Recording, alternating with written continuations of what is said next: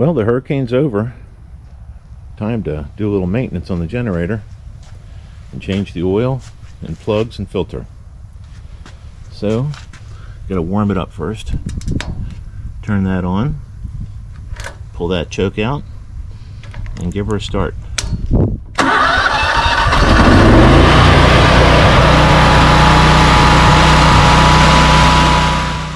During Hurricane Milton, the generator ran continuously for 61 hours, and it was brand new, so it was time to do an oil change. The drain plug needed an 18mm socket, and then I also had to take off the oil filter.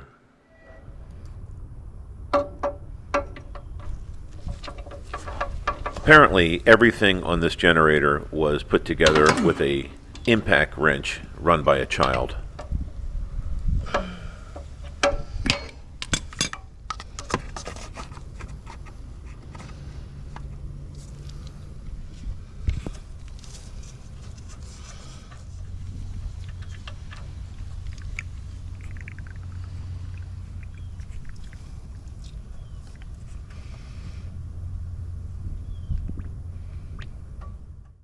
Surprisingly, the oil was pretty clean, and I didn't notice any metal filings.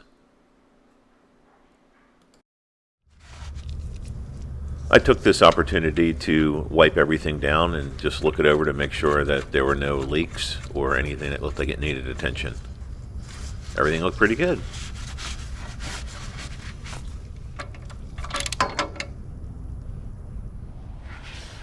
Next, it was time to remove the old oil filter. I tried to loosen it by hand, and that wasn't happening, and then I used the strap wrench, and that wasn't happening, so I put channel locks on it in a variety of different configurations. This must have been installed with an air tool. I received a comment from Dustin9035, who said that he had the same generator and ran it for 72 hours during Hurricane Milton.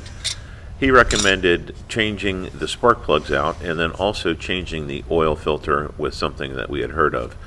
I had ordered one that is cross-referenced to this, but I ended up getting a Motorcraft FL400S on his recommendation, and it is twice the size as the other filter and didn't really cost any more.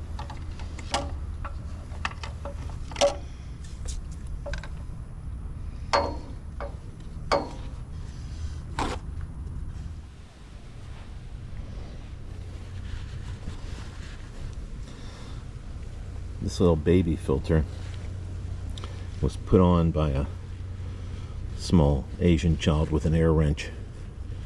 So I got a better filter, but let's see if it matches up.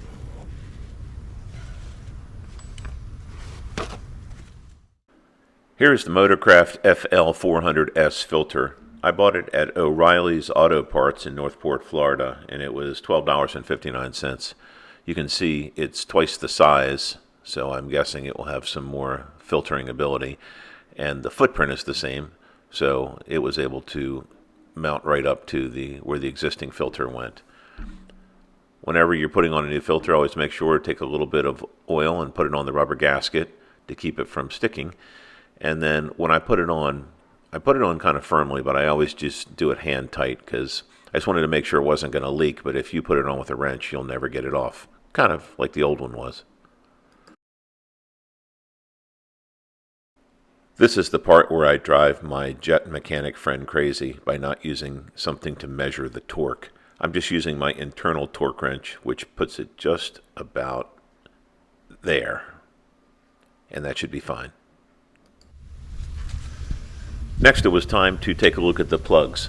It's a twin-cylinder engine, and I had taken a look at the spark plugs that were in there and went to get a cross-reference when I was at O'Reilly's as well. Believe it or not, these spark plugs were made by LG, and I did not know that LG made spark plugs, but not only do they make spark plugs, they make them for NGK. So I guess it's a small world. However, when I was at O'Reilly's, I found another brand of plug that I had never heard of, and when I did some research, it's actually a top-rated plug, and that's what I ended up using. LG F6 RTC.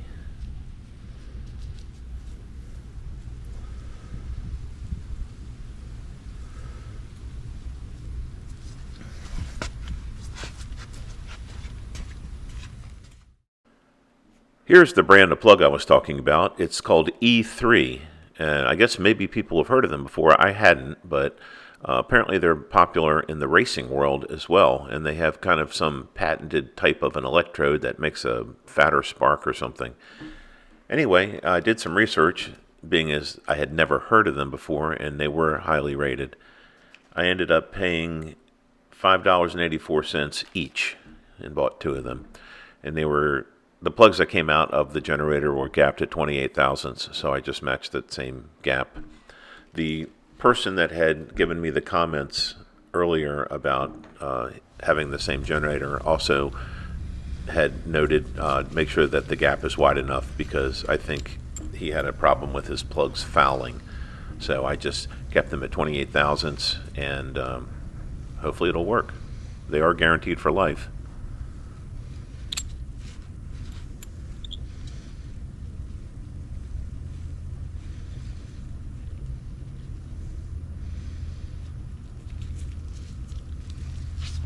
Everything seemed to go back together pretty easily, which sometimes scares me, because if things go together easily, there's a problem. But there didn't seem to be.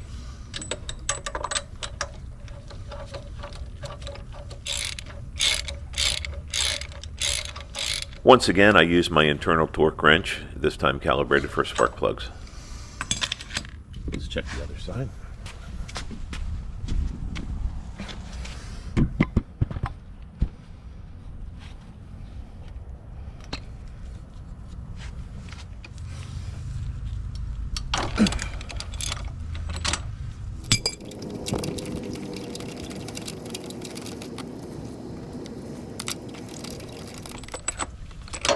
Neither of the plugs showed any evidence of fouling or burning in an irregular manner, so the generator just ran flawlessly the entire time.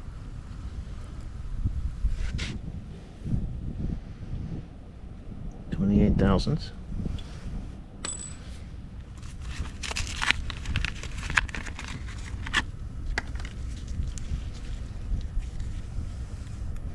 I had to open the gap up just a few thousandths of an inch, but that was to be expected.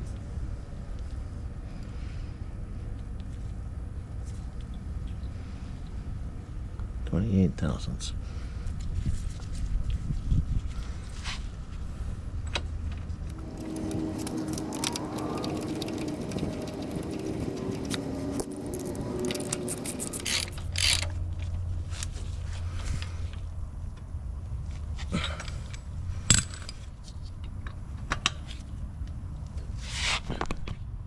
Next, it was time to refill the oil, and in all of my small equipment, I've just always used Mobil 1.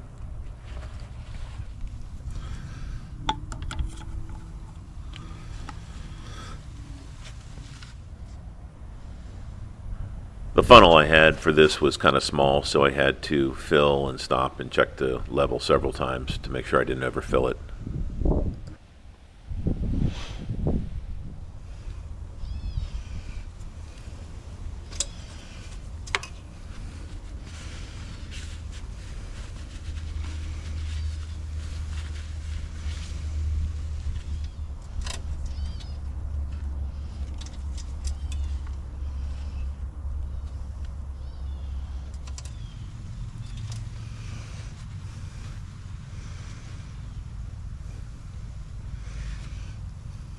Once everything was at an acceptable level, I cleaned it all up and put it back together.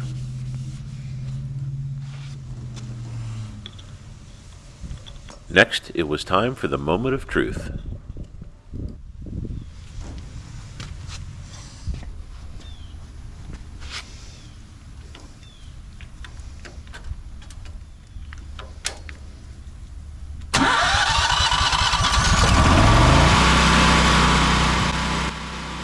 I let the generator come to operating temperature and just make sure we didn't have any leaks at the oil filter or at the drain plug.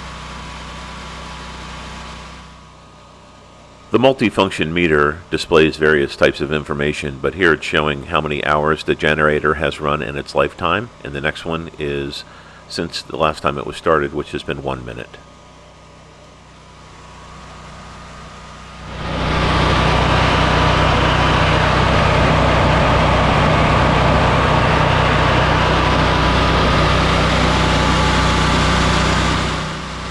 Whenever I'm going to be shutting the generator off, I always turn the fuel off and just let the carburetor run dry. That way there's nothing left in there to gum up.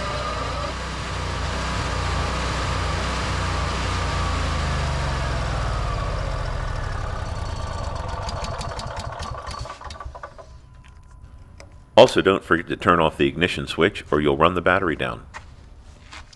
I also do one last check on the dipstick just to make sure that the oil level has settled to the correct level once the filter was full of oil. For reference, during Hurricane Milton, the generator ran for a total of 61.4 hours. We ran the house AC, everything in the kitchen, the microwave, and the water heater, as well as the well pump, the TV, the computer, and the router, the master and guest bedrooms and bathrooms, and also the garage, lights, freezer, and exterior lights on the house. And we used about 75 gallons of gas.